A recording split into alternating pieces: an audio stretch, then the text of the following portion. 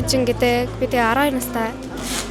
За ийм ихмэл хязгаар юм игээд тэр бодож байгаа вэ? Бараг жил л болж байна. Өөрөө сонирхоод хийсэн.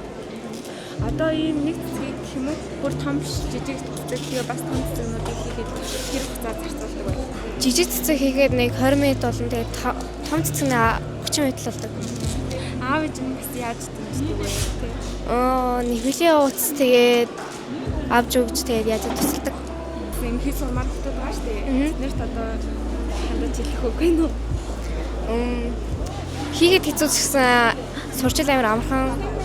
Өнгөний цэхэмж амар чухал байдаг. Ягаад гэвэл хүмүүс ингээд өнгөний цэхэмжийг харж авдаг болохоор гоё өнгөтэй хийвэл их хүмүүс авдаг. Хүмүүс одоо ямар төрлийн цэцэг ямар өнгөтэй цэцэг юм хамгийн их авагддаг нь бол улаан өнгөний сарны. Жишээлбэл одоо хийж байгаа цэцгүүдийн бэлтгэлийг Нэг мэдхгүй. Надад л гоё мэдрэмж төрдөг ингээд бусад хүмүүс зарна тэгээд бусад хүмүүс ингээд авч байгаа гэж бодоод гоё мэдрэмж мэдээ.